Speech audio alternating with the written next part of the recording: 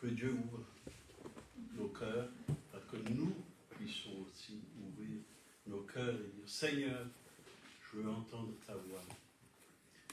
Elle dit, mes brebis entendent ma voix. La voix du bon berger. C'est bon d'écouter la voix de Dieu. Encore ce matin, je me suis réveillé très tôt, à 2 heures du matin.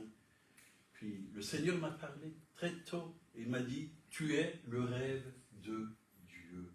Je dis, ah bon, c'est quoi ça, Seigneur? Tu es le rêve de Dieu. Ben oui, j'ai créé toutes choses, le ciel, la terre, la mer, et toutes choses. Et je voulais peupler cette terre. Et je t'ai mis sur cette terre, je t'ai envoyé sur cette terre. Avant la fondation du monde, je t'ai choisi. Et vous aussi, Dieu vous a choisi. Vous êtes son rêve. Il avait un plan pour vous. Il avait une destinée pour vous. Et c'est beau quand on réalise qu'on est le rêve de Dieu. Vous savez, Dieu n'a que de bons rêves. Il n'a pas de rêve pour que vous puissiez échouer, pour que vous ne puissiez pas réussir, pour que vous puissiez être désespérés.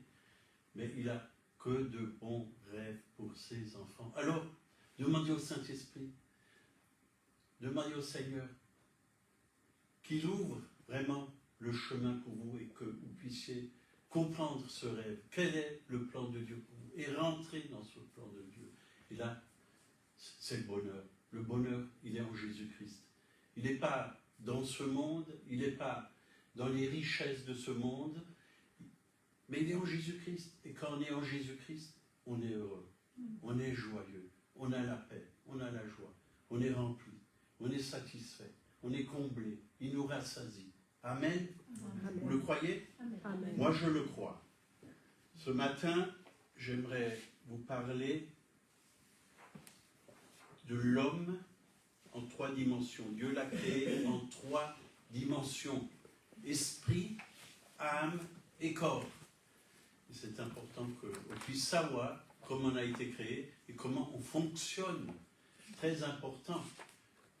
Et quand on a compris comment on fonctionne, on peut vraiment laisser Dieu travailler au travers de nous. Donc, esprit, âme et corps. 3 dimensions. Donc, et on a été créé vraiment à l'image du tabernacle. Le tabernacle. Donc, c'est le lieu très saint, ça représente notre esprit. Le lieu saint, ça représente notre âme. Le parvis, ça représente notre corps. Nous avons été créés à l'image de Dieu. Dieu habite en nous. Dans notre esprit, dans le lieu très saint, qu'est-ce qu'il y avait? Il y avait la gloire de Dieu. Dans le lieu saint, c'est là où on loue. On loue Dieu, mais avec notre esprit, on l'adore. Mais avec notre âme, on le loue. On a béni l'Éternel et n'oublie aucun de ses bienfaits. David a compris cela. Notre corps, c'est le temple du Saint-Esprit. On sert Dieu avec notre corps. Dieu nous a donné une bouche, un cœur, des mains, des yeux, des oreilles.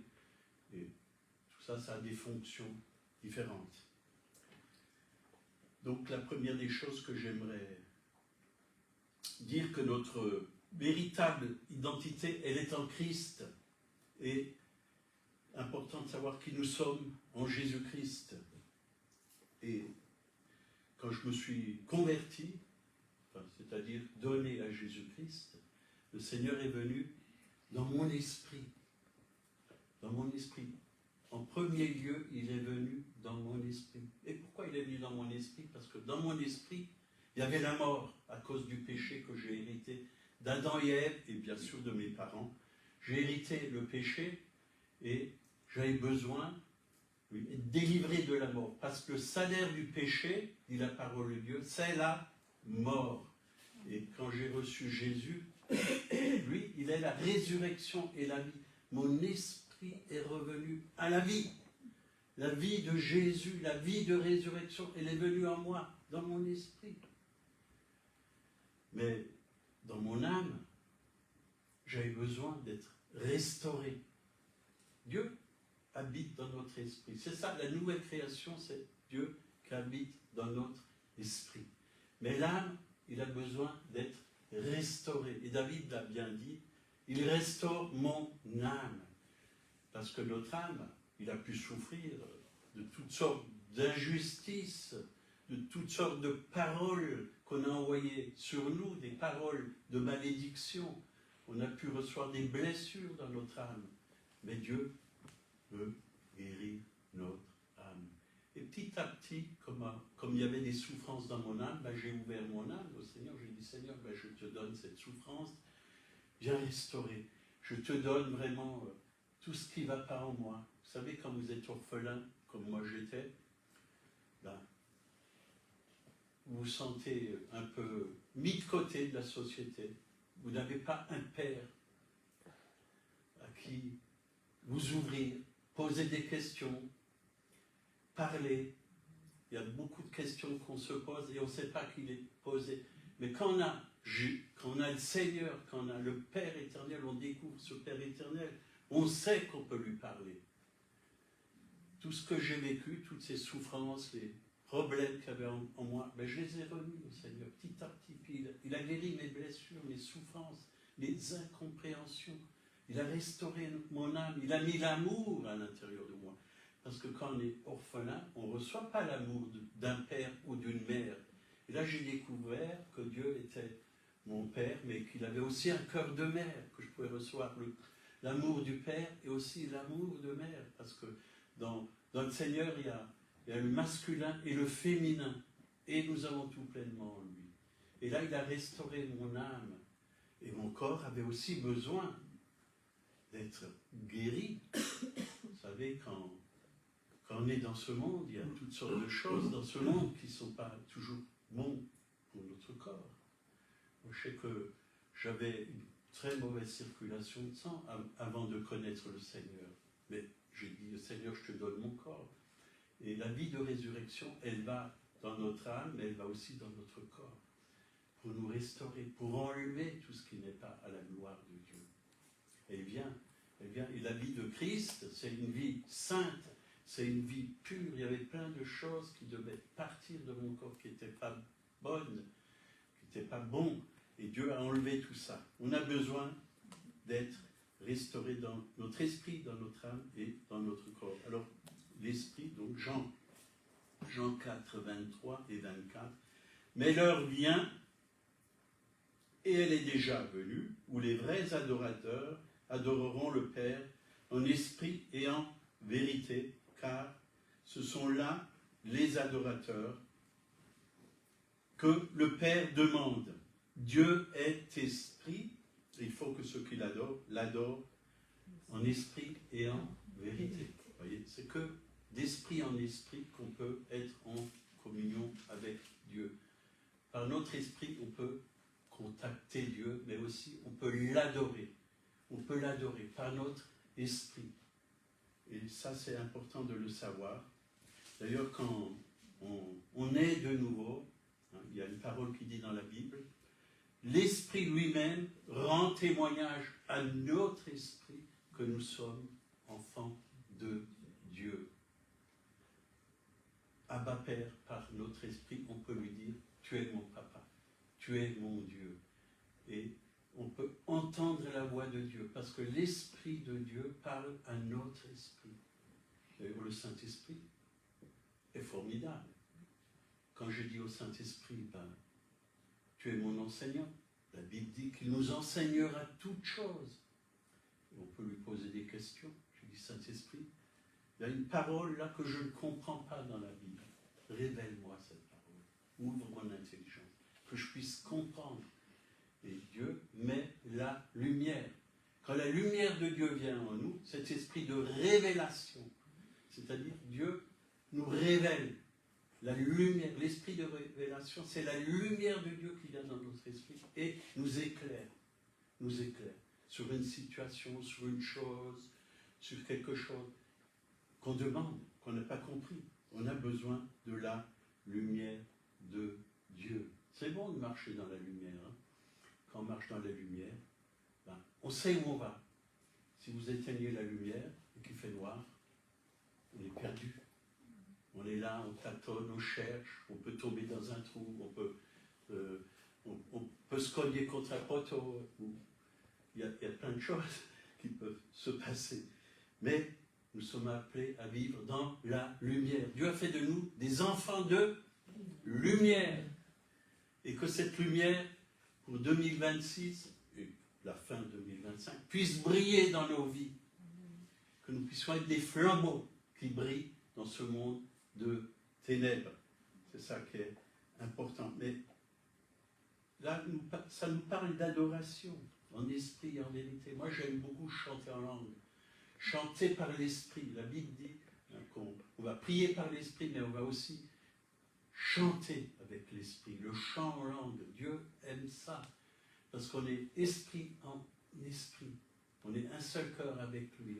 On lui apporte l'adoration, on lui apporte ce qu'il y a de plus profond en nous-mêmes, cet amour divin que lui-même nous a donné. Nous l'aimons car il nous a aimés le premier. Tout ce qu'il nous donne, on peut lui le rendre. On peut lui le rendre.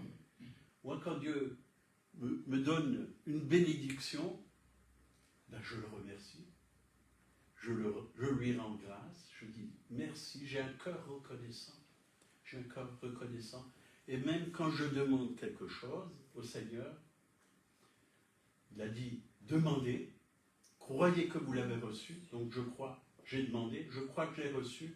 Et vous le verrez, il a dit, s'accomplir. Et combien de fois dans ma vie professionnelle, par exemple, c'est un exemple, dans plein de domaines, je demandais des chantiers au Seigneur, parce que je voyais que parfois les chantiers diminuaient, vraiment ils diminuaient. Je disais, Seigneur, ouvre des portes, donne-moi des chantiers. Et je lui disais, je te remercie parce que tu me les as déjà donnés. Je te loue et je te bénis, parce que les portes vont maintenant s'ouvrir. Des chantiers vont venir et dans ma vision, dans ma pensée, je les voyais déjà à l'avance. Je voyais dans des villages des gens qui m'appelaient. Ici, dans Colmar, dans la vallée de Münster, je voyais ça dans mon esprit et je disais merci, je l'ai déjà, parce que tu as déjà pourvu à tous mes besoins. Et parfois j'étais à genoux, le téléphone sonnait. Et voilà. Bonjour Monsieur Barbarino, je vois que vous êtes artisan peintre, quelqu'un m'a donné votre numéro de téléphone, vous avez travaillé chez telle et telle personne, je vous appelle pour des travaux de peinture. Est-ce que vous pouvez venir me faire un devis? Je ne fais pas de pub pour moi. Je ne travaille plus, je suis maintenant retraité. Vous qui m'écoutez, je ne viendrai pas chez vous, mais si vous avez besoin de Jésus, que vous m'appelez, je veux bien venir chez vous. Parce qu'il veut se révéler à vous, il vous aime. Amen. Amen. Amen. Voilà. Donc, esprit à esprit. La communion du Saint-Esprit, c'est important. La communion du Saint-Esprit. D'ailleurs, dans la parole de Dieu, il est parlé de la communion du Saint-Esprit. Que nous puissions être en communion avec le Saint-Esprit et aussi en communion avec nos frères et sœurs. Quand on est en communion avec le Saint-Esprit, on est aussi en communion avec nos frères et nos sœurs. Donc ça, c'est notre relation. Dieu ne regarde pas à notre chair, mais il regarde à notre esprit. À notre esprit. C'est comme ça que Dieu se manifeste. Donc quand nous naissons de nouveau, nous recevons un esprit tout neuf. Tout neuf. Quand Dieu vient habiter dans notre esprit, c'est un esprit tout neuf. Et je pense à David, quand David a été oint par Samuel, il a dit dans 1 Samuel 16, verset 7, « L'Éternel ne considère pas ce qu'est l'homme, ce que l'homme considère plutôt. L'homme regarde à ce qui frappe aux yeux, mais l'Éternel regarde au cœur. » Dieu cherchait vraiment un roi. Et tous les enfants qui sont passés vraiment devant le prophète, il a dit non, c'est pas lui, t'en as pas un autre. Il a dit si, mais il est dans les champs, c'est un berger, il est dans les champs. Il a dit emmenez-le-moi. Et c'est lui qui a été oint pour être roi. Et Dieu ne regarde pas à l'apparence. Hein. Nous, on regarde souvent à l'apparence. Une fois, j'ai vu un vieil homme comme ça dans une église. Je me suis dit, celui-là, il ne doit pas être dans ma pensée. Je me suis dit, il ne doit pas être trop bouillant, il doit être faible, il est petit, il doit avoir des problèmes. Puis, ils l'ont invité à prêcher, mais il avait une telle onction, je me suis dit, oulala, là je me suis bien trompé. J'ai regardé à l'apparence. Il avait un feu, cet homme. Un feu. Il a prêché. Puis la chose qu'il a dit, il avait dit, ça fait plusieurs années qu'il me manque un bout de colonne vertébrale dans le dos. Et si j'arrive à marcher, c'est grâce à Dieu. C'est Dieu qui tient ma colonne vertébrale. Vous vous rendez compte? Il vivait dans un miracle. C'est un miracle vivant. Et cet homme m'a vraiment touché, qu'aujourd'hui je pense encore à lui. Bien sûr, maintenant il est au ciel, mais Dieu peut utiliser plein de choses. Hein.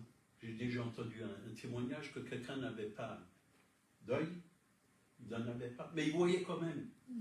Vous vous rendez compte? Alors que Dieu pouvait lui les ouvrir. Non, mais Dieu montre parfois qu'il peut faire des choses que nous, on ne comprend pas. On ne comprend pas. D'ailleurs, la Bible dit que vous avez des yeux que vous ne voyez pas. On ne voit pas clair. Mais on a besoin d'apprendre à voir dans l'esprit. Dans l'esprit. Et quand on voit dans l'esprit, parce qu'il y a tout un monde spirituel, il n'y a que Dieu qui peut ouvrir. Dieu, le Saint-Esprit, qui peut ouvrir nos yeux spirituels pour que nous puissions voir dans l'esprit. Et quand Dieu ouvre nos yeux, il se passe des choses extraordinaires. On peut voir des anges. Moi, j'ai déjà vu des anges. J'ai aussi déjà vu des démons. Il y en a même un qui m'est apparu. Je peux vous dire. Il a essayé de m'étrangler. Mais il est parti. Quand j'ai proclamé simplement le nom de Jésus, il est parti. Il a lâché. Je l'ai vu avec mes yeux ouverts. Il m'a lâché et il est parti. Mais j'ai aussi vu des anges. Il y a un monde spirituel. Et il est réel, ce monde spirituel. D'ailleurs, aujourd'hui, si on est rempli du Saint-Esprit, je peux vous dire, on a un ciel ouvert à cause du sang de Jésus. Le voile a été déchiré. On peut s'approcher du trône de la grâce. On a un libre accès au trône de la grâce. On peut venir vraiment devant le trône. Et combien de fois j'ai déjà vu Jésus sur le trône et les 24 vieillards qui déposaient leur couronne. Le ciel existe, le ciel est réel, votre esprit peut monter là-haut, dans la présence de Dieu, dans la gloire de Dieu, et voir la majesté de Dieu, voir la beauté de Dieu. Dieu est beau, Dieu est grand, Dieu est puissant, Dieu est saint. Vous pouvez même sentir des parfums célestes. Le monde spirituel existe.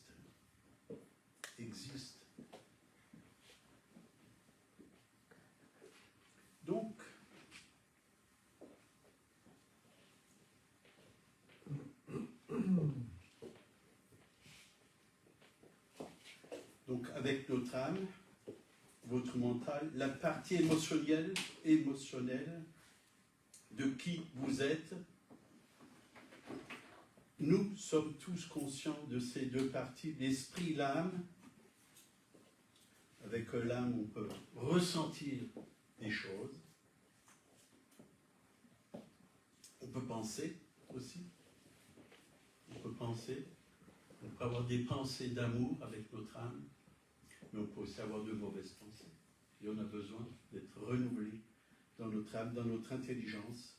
Et la Bible dit dans 2 Corinthiens 5, 17, si quelqu'un est en Christ, il est une nouvelle créature, les choses anciennes sont passées, voici toutes choses sont devenues nouvelles.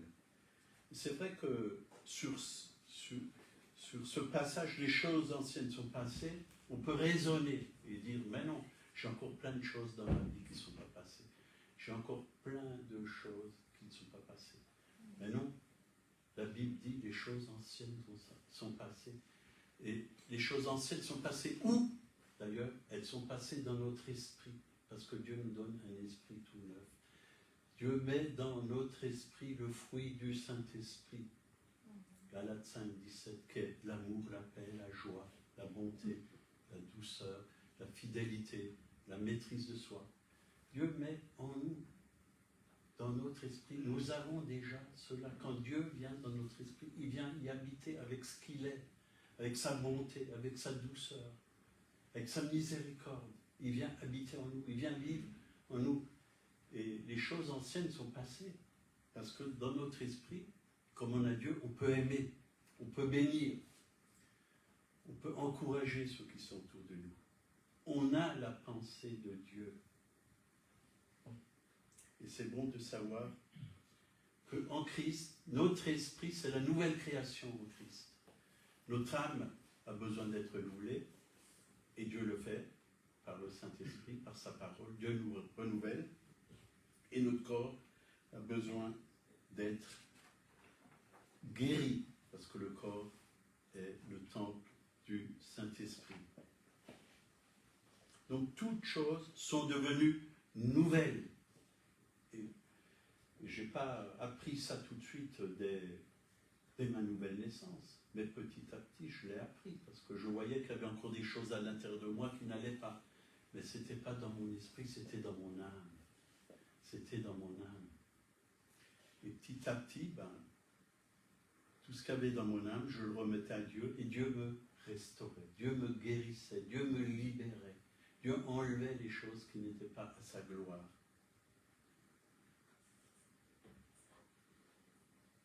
Dans notre esprit, on est déjà saint, on est déjà pur, puisque Dieu y habite, on est déjà victorieux, on a la victoire. Mais ce qu'on a besoin, ce qui est dans notre esprit, doit descendre dans notre âme. C'est comme une vanne, elle a besoin d'être ouverte pour que la vie de Dieu vienne dans notre âme. Et c'est là qu'on peut dire, il restaure mon âme. Ce qu'il y a en nous, ça vient dans notre âme. Ça restaure notre âme, ça guérit notre âme. La vie de Dieu vient en nous. On a besoin. Dans notre esprit, d'ailleurs notre esprit, il a été scellé par Dieu. Et c'est comme les pots de confiture. Les femmes qui veulent conserver la confiture, qu'est-ce qu'ils mettent? De la paraffine, pour qu'il n'y ait pas d'impureté qui rentre, pour qu'il n'y ait pas d'air. Notre esprit, il est comme sous vide, et Dieu protège notre esprit, Dieu garde. Les impuretés de ce monde ne rentrent pas dans notre esprit, mais ils peuvent rentrer dans nos âmes. C'est pourquoi nous devons veiller à nos âmes. Le péché, quand on pêche, ce n'est pas notre esprit qui pêche, c'est notre âme ou notre corps, parce qu'on a ouvert, par nos pensées, par nos paroles, on a ouvert la porte à l'ennemi. Et l'ennemi peut venir dans nos vies, nous faire du mal. Il peut mettre de la rancune à l'intérieur de nous, de la haine, de la jalousie, et toutes sortes de mauvaises choses. Alors nous devons veiller. Nous devons veiller. Romains 8, versets 15 et 16. Vous n'avez point reçu un esprit de servitude pour être encore dans la crainte, mais vous avez reçu un esprit d'adoption par lequel nous crions « Abba, Père ». L'Esprit lui-même rend témoignage à notre esprit que nous sommes enfants de Dieu. Donc, pour ceux qui voulaient le verset, donc, Dieu regarde à l'intérieur, mais nous on regarde bien souvent à l'extérieur et on juge, parce qu'on voit le physique de la personne. On voit parfois qu'il n'y a pas la joie sur le visage de quelqu'un, il n'y a pas la lumière sur le visage de quelqu'un.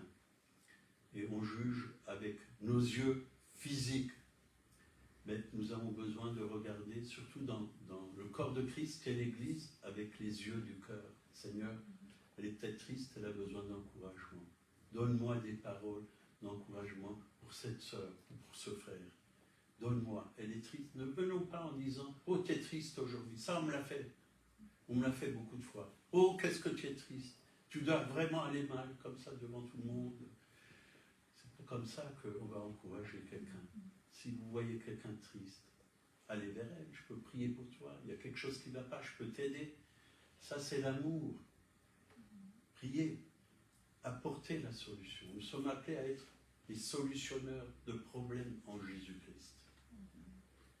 Pas de ceux qui écrasent, pas de ceux qui accusent, les accusateurs des frères. On sait que c'est Satan, mais le diable, il peut aussi nous utiliser pour accuser quelqu'un, pour montrer du doigt ce qui ne va pas dans la personne. C'est facile, mais apportons plutôt la solution à la personne. Vous savez, Dieu nous a fait grâce, il a effacé tous nos péchés. Psaume 103, hein, c'est marqué. Et à la croix, Dieu a porté nos péchés et nos maladies, c'est dans ces meurtrissures que nous avons été guéris.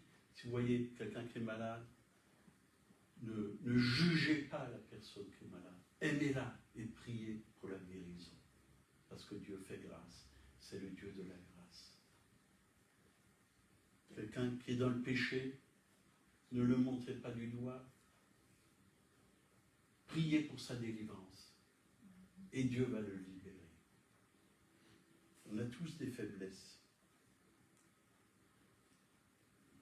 Notre esprit est parfait, mais notre âme et notre corps ne sont pas parfaits. Notre esprit a été racheté, mais notre âme et nos corps, vous savez, c'est des corps mortels qu'on a encore. On aura un corps comme Jésus à la résurrection, un corps glorieux.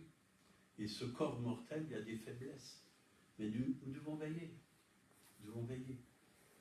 1 Thessaloniciens 5, 23. Que le Dieu de paix vous sanctifie lui-même tout entier.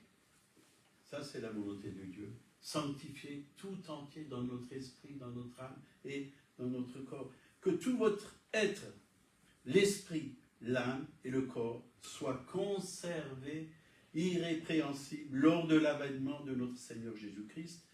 Celui qui vous a appelé est fidèle et c'est lui qui le fera. Dieu va le faire, mais nous aussi. Lui, il est fidèle, mais nous aussi, nous devons être fidèles à son écoute, à être des enfants obéissants, être des fils et des filles qui aiment Jésus, qui aiment le Père, qui aiment le Saint-Esprit, de tout leur cœur. Lui va le faire en nous. Ce qu'il a commencé, il va le finir, il va l'achever, il va nous rendre parfaits. Parfaits. Peut-être pas encore totalement sur cette terre, mais quand on sera là-haut, on sera totalement parfait. Mais déjà, à l'intérieur de nous, la vie de Christ, elle ne peut pas être imparfaite. Quand Dieu a recréé l'homme à son image, la nouvelle création, il ne va pas recréer quelque chose qui est imparfait. La vie de Dieu en nous, elle est parfaite. Mais c'est dans notre âme qu'il n'y a pas de perfection encore. Mais on peut emmener aussi notre âme à vivre dans la perfection de Dieu. On peut. Parce que qu'est-ce qu'a dit Jésus? Ou Dieu, soyez parfaits, Jésus l'a dit, comme votre Père céleste est parfait. Ça, c'est la volonté de Dieu. Ça, c'est la volonté de Dieu. Soyez parfaits, mais sans le Saint-Esprit, sans cette nouvelle naissance, on ne peut pas y arriver.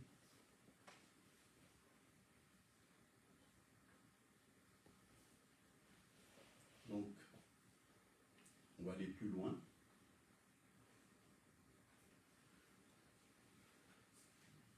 Corinthiens 15,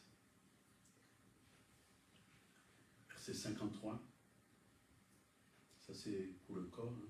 Il faut que ce corps corruptible revête l'incorruptibilité et que ce corps mortel revête l'immortalité.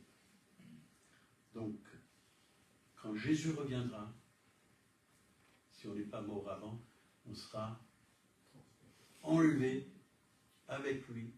Et les morts en Christ ressusciteront. Ils auront un corps nouveau. Nous, on sera transformés. Transformés. On aura un corps tout à fait neuf. Mais dans notre esprit, on ne changera pas. Au ciel, on aura le même esprit, on sera déjà neuf. Pareil, comme ici, quand on a accepté le Seigneur. C'est vrai qu'à la nouvelle naissance, moi quand je suis né nouveau, oui, il y a quelque chose qui a peut-être changé en moi. Je me suis regardé dans la glace, j'avais de la joie sur mon visage. J'avais la paix dans mon cœur. Mais j'avais toujours la même tête. Ma tête n'a pas changé. J'avais toujours la même tête. J'avais les mêmes cheveux, la même couleur.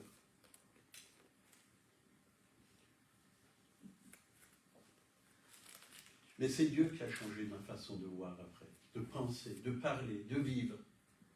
Il a tout changé.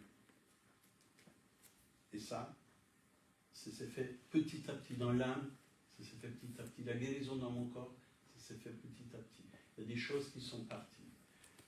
Parce que j'ai changé d'alimentation, j'ai changé de façon de vivre. Parce que Dieu nous donne de l'hygiène pour notre corps aussi, mais aussi pour notre âme, que nous puissions évacuer toutes sortes de choses que nous avons prises avant notre conversion, des habitudes.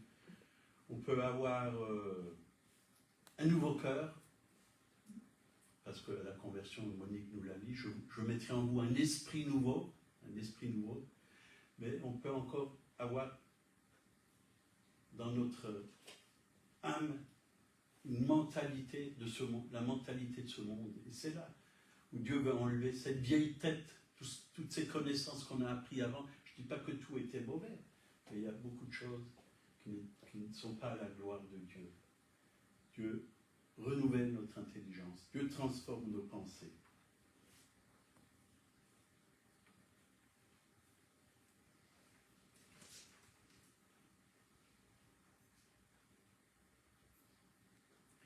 Donc Jean 3, verset 6, c'est important, ce passage. Jésus explique à Nicodème, il dit, « Celui qui est né de la chair est chair, et ce qui est né de l'esprit est esprit. » Donc quand nous sommes nés de l'esprit, on est devenu un esprit. Comme Dieu est esprit, nous sommes aussi esprit.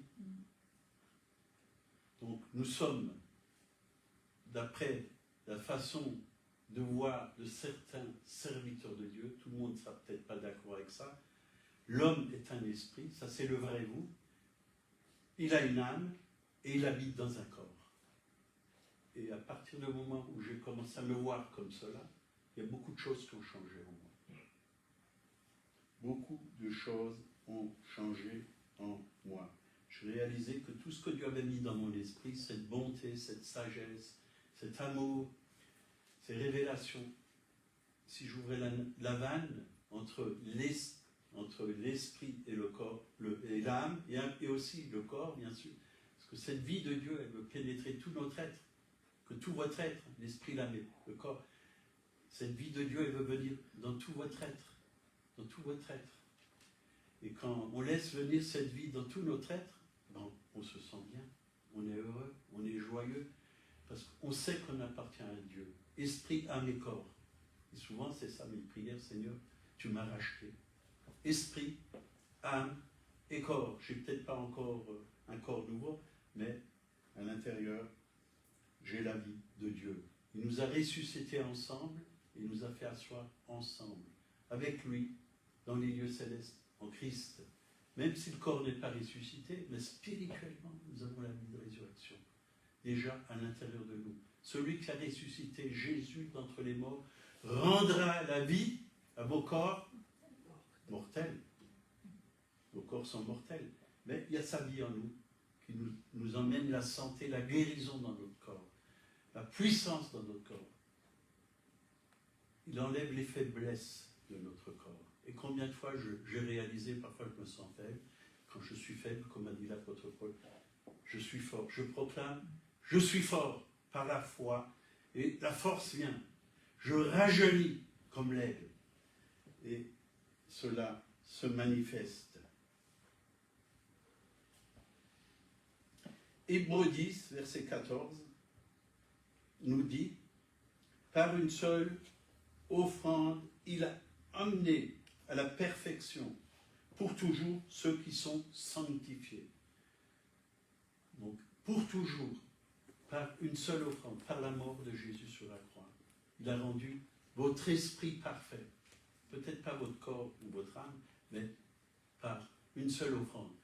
Moi, il y a longtemps, beaucoup de fois que je lisais ça, mais je ne comprenais pas cette parole, puis Dieu m'a montré que c'était dans l'esprit que je pouvais être parfait. Il a emmené la perfection de Jésus dans mon esprit. Et ce qu'il y a dans mon esprit, je l'ai pour toujours.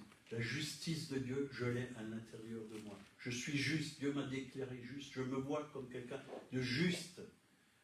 Je suis dans la paix.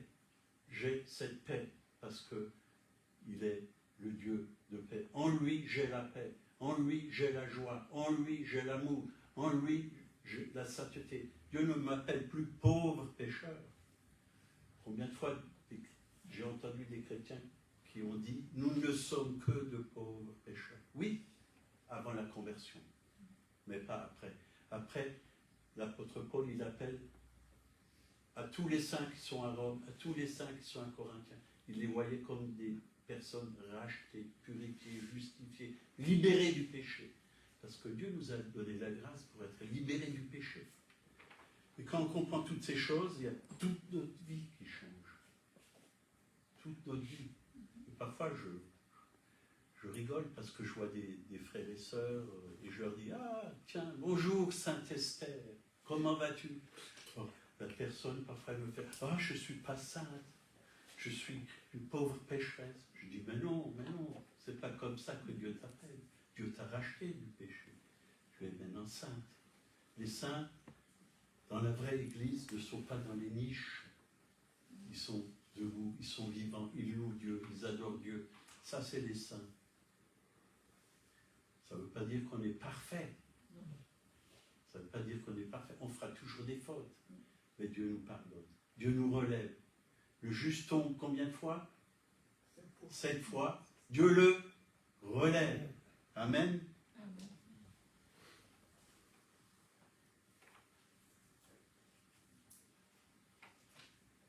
Jacques 2, verset 26. De même que le corps sans esprit est mort, le corps sans esprit est mort. De même, la foi sans les œuvres est morte. C'est vrai, quand Dieu a créé Adam et Ève, il l'a façonné. Il a pris la boue, la terre. Il a créé l'homme avec ses mains, il l'a façonné. Mais il était mort. C'est seulement quand il a soufflé la vie dans ses narines qu'il est devenu vivant. On a besoin du souffle de Dieu chaque jour. Seigneur, merci parce que c'est ton souffle qui me donne la vie. C'est ta parole qui me donne la vie. En Jean 6, 63. C'est l'esprit qui vivifie. La chair ne sert de rien. La chair ne sert de rien. Les paroles que je vous dis sont esprit et vie. Le corps et l'âme, ensemble, la Bible l'appelle la chair, et la chair ne sert de rien. C'est l'esprit qui donne la vie. L'âme a besoin du Saint-Esprit. Le corps a besoin du Saint-Esprit pour avoir la vie, la vraie vie, la vie de Dieu.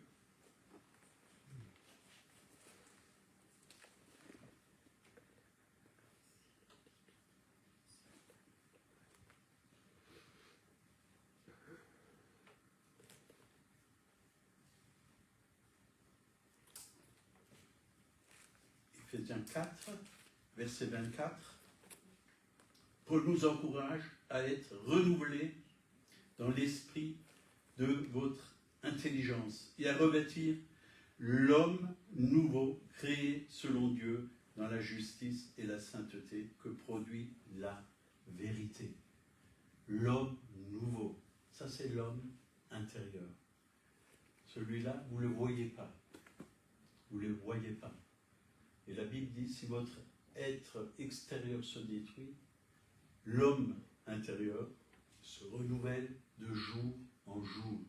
On a besoin d'être en communion avec Dieu. Et quand on est en communion avec Dieu, quand on est aussi nourri de la parole de Dieu, on est renouvelé. On est renouvelé. C'est un homme nouveau, créé selon Dieu, dans la justice et la sainteté que produit la vérité. Qui est la vérité? C'est Jésus. Ta parole aussi, Jésus est la parole vivante, ta parole est la vérité. Ta parole, on a besoin de la parole de Dieu. L'homme nouveau. Quand je vous vois, je vois des hommes nouveaux. Je dis homme, je ne dis pas femme, mais bon.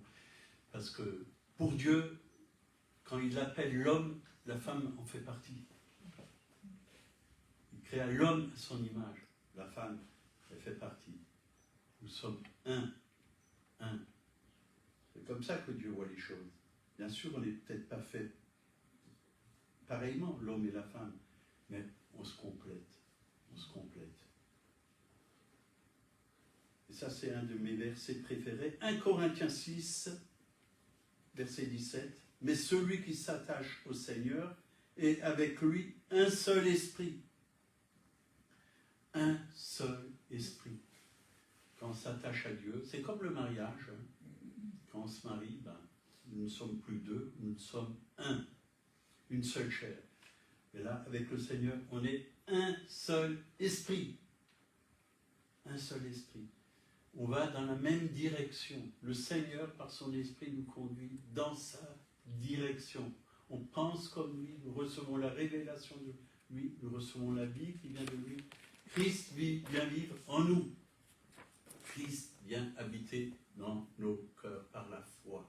L'apôtre Paul a dit, ce n'est plus moi qui vis, c'est Christ qui vit en moi. Si je vis dans la chair, d'abord il dit, j'ai été crucifié avec Christ, si je vis dans ma chair, je vis dans la foi au Fils de Dieu. Vous savez, nous on est là toujours avec notre petite foi, grande foi, pas assez de foi.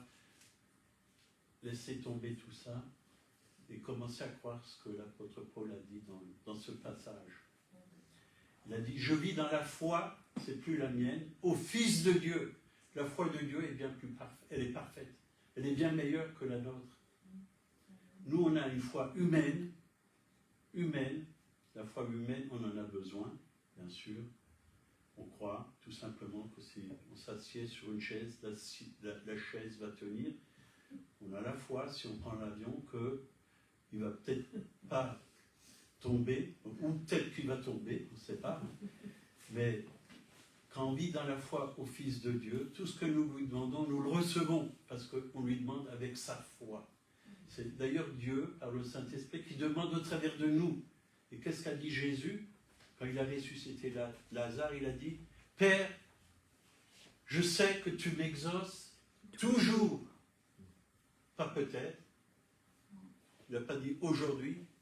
Il a dit toujours, tout le temps. Tout le temps. Tout le temps. Dieu nous exauce toujours. La prière du juste est efficace. C'est une grande efficace. Dieu nous exauce. Et quand on vit dans la foi au Fils de Dieu, ça marche.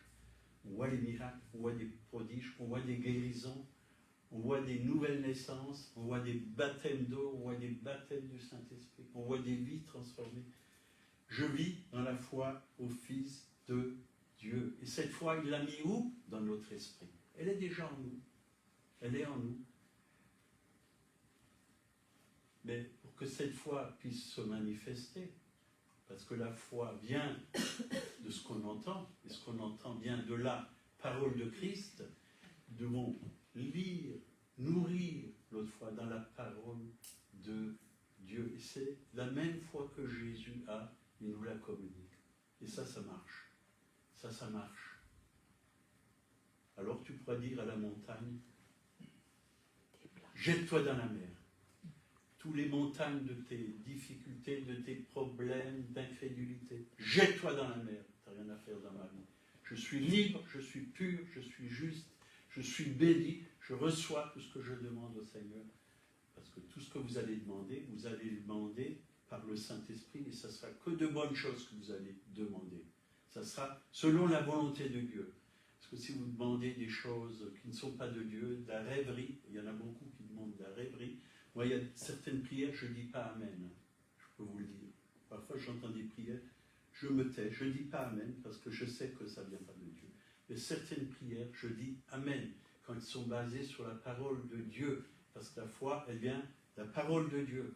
Quand nous recevons la parole de Dieu, et que nous croyons à la parole de Dieu, et que cette parole devient pour nous pas seulement une parole, une lettre morte, mais vivante, une parole réma, qu'on a eue en révélation, alors il se produit quelque chose. Il se produit quelque chose. Encore un de mes versets là, préférés, 1 Jean 4, 17.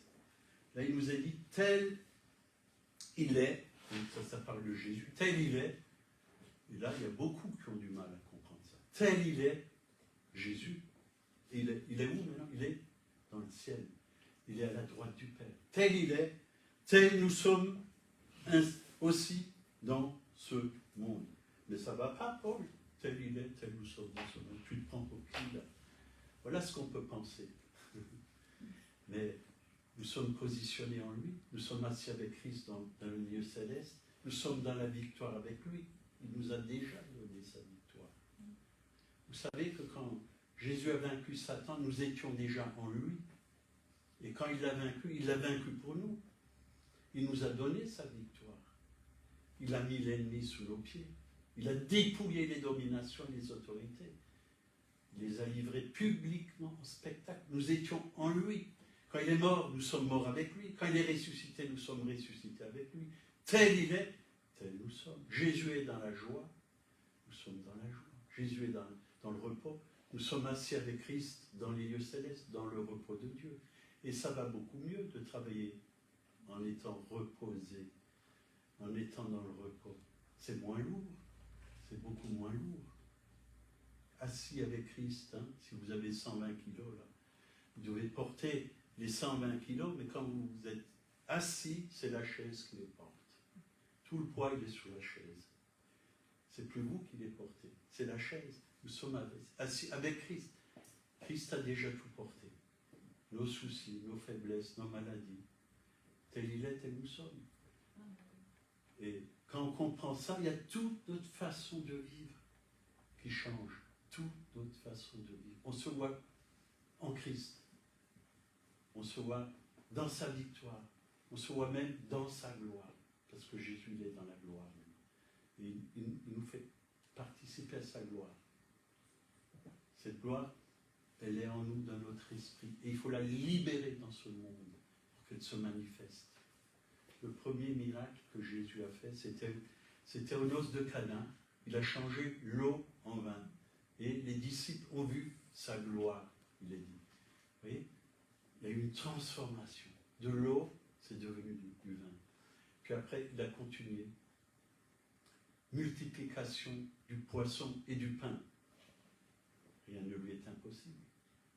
Dieu fait les mêmes choses aujourd'hui. Il y a une femme qui s'occupe d'enfants,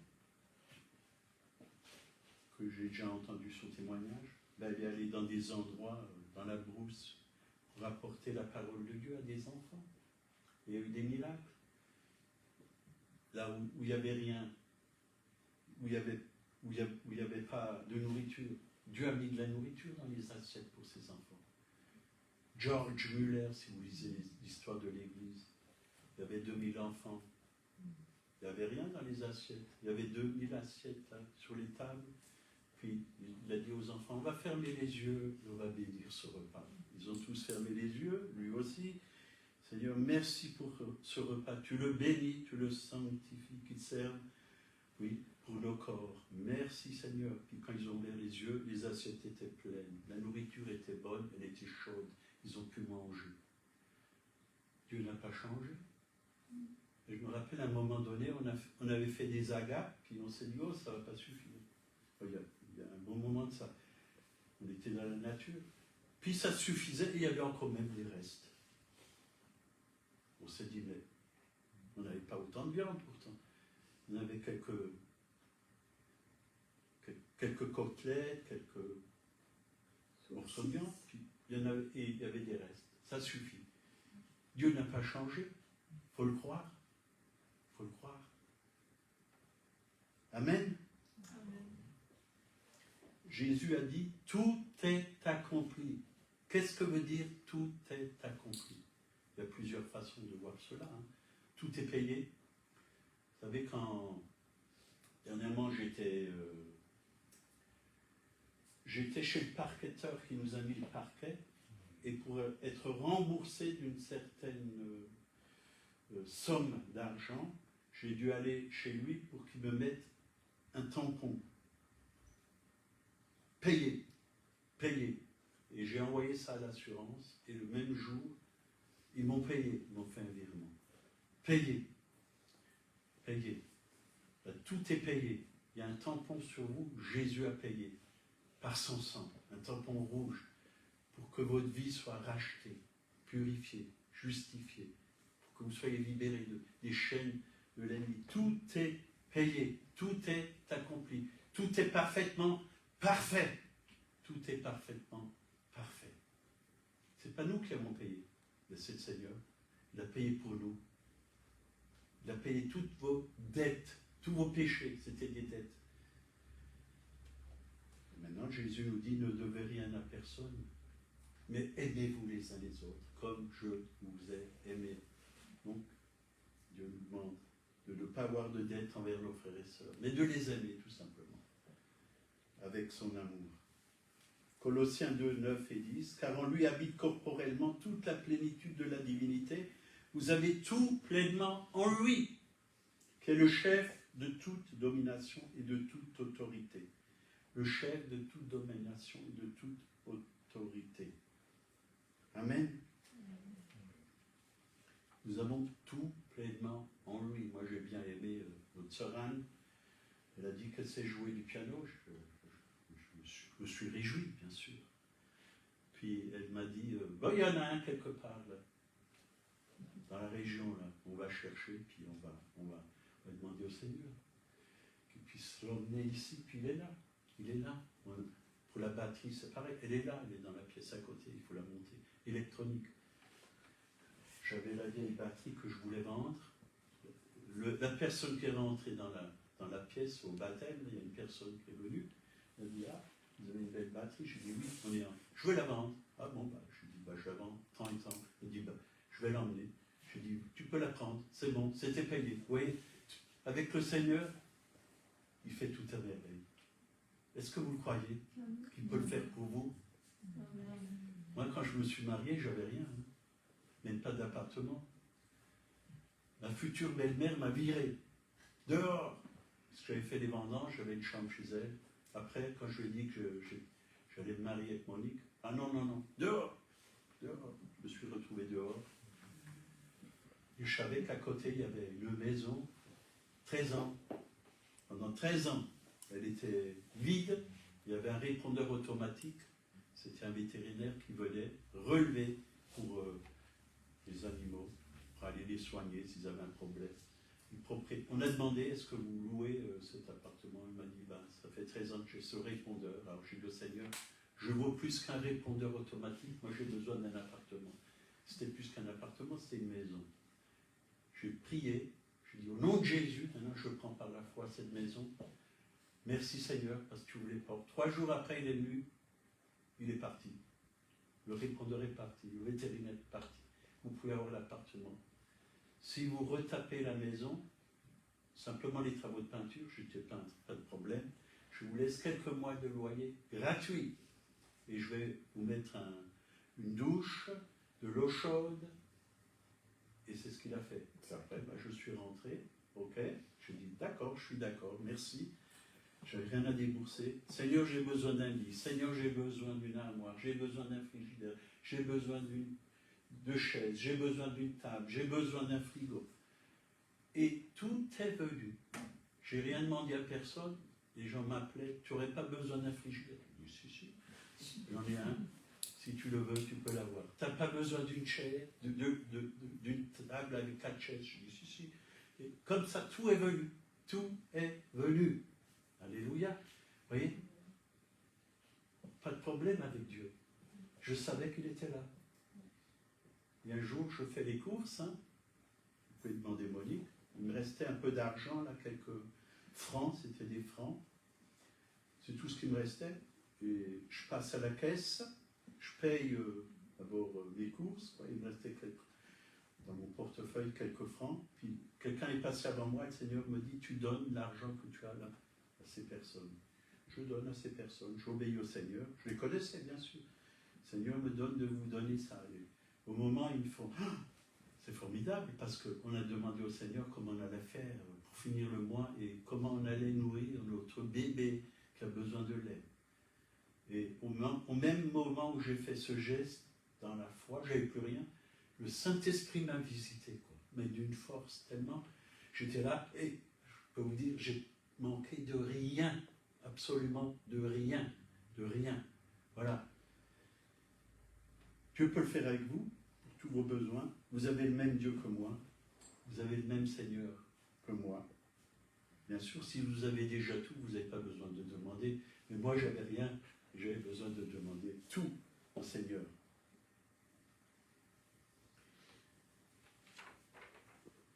Bon, l'heure tourne, il y aurait encore quelques pages, mais bon, on va peut-être arrêter.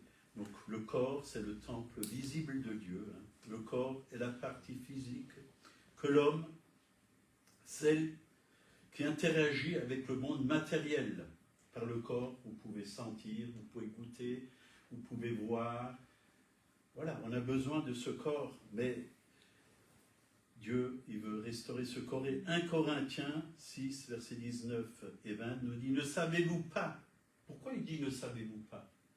Ils n'étaient peut-être pas conscients que leur corps était le temple du Saint-Esprit. Ne savez-vous pas que votre corps est le temple du Saint-Esprit qui est en vous et que vous avez reçu de Dieu et que vous ne vous appartenez point à vous-même, car vous avez été rachetés à un grand prix. Glorifiez donc Dieu dans votre corps et dans votre esprit qui appartiennent à Dieu. Donc, notre corps doit être abandonné au Seigneur. Seigneur, je t'appartiens.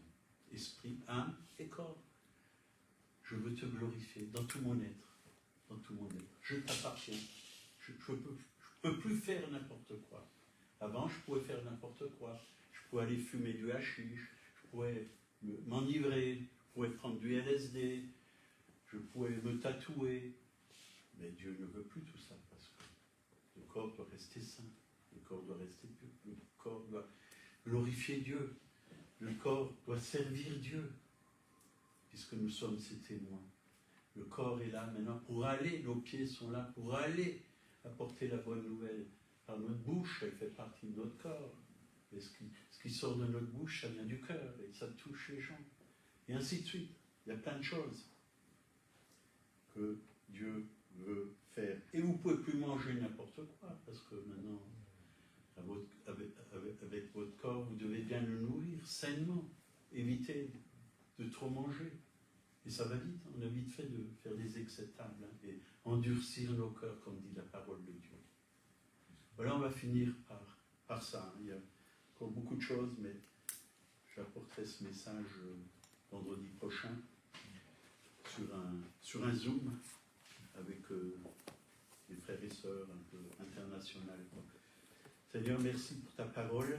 Elle est vivante, elle est puissante. On a besoin de comprendre ta parole. On a aussi besoin de comprendre comment fonctionne cette vie en 3 dimensions, esprit, âme et corps, Seigneur. Nous t'appartenons, Seigneur. Esprit, âme et corps, nous sommes à toi. Tu nous as rachetés, Seigneur, et que nous puissions te glorifier, que nous puissions t'apporter, que nous puissions être ce temple du Saint-Esprit, oui, que nous puissions vivre dans ta sainteté, que nous puissions vivre en nouveauté de vie, que nous puissions vraiment t'élever, te louer, t'adorer, te bénir, bénir nos frères et sœurs, apporter la guérison, la délivrance, oui. Tu nous as donné un corps aussi pour que nous puissions prier pour les malades, imposer les mains aux malades, chasser les démons par le doigt de Dieu, par la puissance de Dieu qui est en nous. Louange, gloire, honneur. Merci aussi pour la fête de Noël. Tu vas envoyer des personnes. Touche ces personnes. Te demandons le salut pour ces personnes. Nous te demandons de te révéler à eux, Seigneur. Conduis-nous vers les bonnes personnes, oui, qui doivent venir dans ce lieu, Seigneur. Parce que tu as une moisson, tu as un peuple dans ce lieu. Tu as un peuple pour cette région, Seigneur. Nous bénissons cette ville, nous bénissons les villages aux alentours, nous bénissons les autorités, Seigneur, de cette région, mais aussi de ce pays, Seigneur. Oui, à toi la gloire, parce que, oui, tu as préparé de bonnes choses pour 2026. Au nom de Jésus, Amen. Tu connais les besoins de chacun et tu vas y pourvoir. Amen. Voilà, que Dieu